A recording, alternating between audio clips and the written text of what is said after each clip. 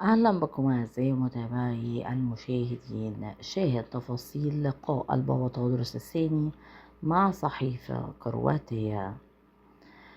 في ختام زيارته الرعوية التاريخية لدولة كرواتيا، أجرى قداسة البابا تودروس الثاني حوارا معمقا مع صحيفة جلاس كونسيوا الكاثوليكية، فتح خلاله قلبه وعقله لمناقشة أكثر الملفات حساسية على الساحة الكنسية والدولية.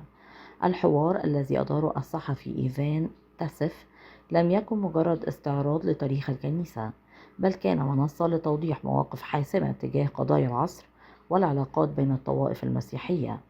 وبصراحة موقف عقائدي حازم، وضع قداسة البابا النقاط على الحروف فيما يخص العلاقة مع الكنيسة الكاثوليكية.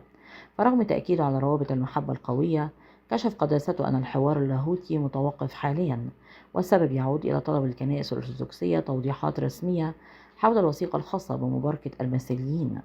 وشدد البابا على الرفض القاطع لكل ما يتعلق بالمثلية أو مباركة زواجهم، معلنا أن نيافة الأنبا كيرلس سيزور روما للقاء البابا لاون الرابع عشر، حيث سيكون هذا الملف الساخن هو المحور الأساسي للنقاش، سعيا للحفاظ على ثوابت الإيمان والتقاليد الكنسية المستقيمة. وانتقل قداسته للحديث عن الخصوصية المصرية، مؤكدا أن مصر تنفرد بكونها البلد الوحيد الذي استضاف السيد المسيح في رحلة العائلة المقدسة. كما ذكر العالم بأن الرهبنة المسيحية انطلقت من رمال مصر بفضل القديس أنطونيوس المصري لتضيء العالم أجمع.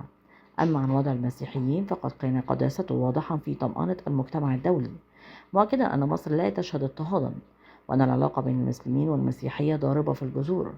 وأشاد البابا بالتحول الجذري منذ تولي الرئيس عبد الفتاح السيسي السلطة عام 2014، واصفا إياه بأنه رئيس لجميع المصريين، مما أرسى قواعد المواطنة الحقيقية والمساواة.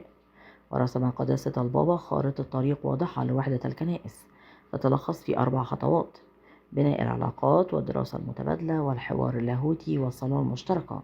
وفيما يخص في ملف توحيد موعد عيد القيامة، تمسك قداسته بمرجعية مجمع نقيا التاريخية، والتي تمنح بطريركية الإسكندرية مسؤولية تحديد الموعد. واختتم البابا حواره بلمسة رعوية، حيث وجه شكر المسؤولين في كرواتيا على حسن استقبال المصريين، معربا عن أمله في توفير أماكن عبادة ملائمة لخدمة أبناء الكنيسة القبطية المغتربين هناك، تأكيدا على دور الكنيسة كأم ترعى أبنائها في كل بقاع الأرض. من فضلك لا تنسى الاشتراك في القناة، تفعيل الجرس على وضع الكل، وعمل لايك ليصلك دائما وأبدا كل جديد من القناة. شكرا لكم.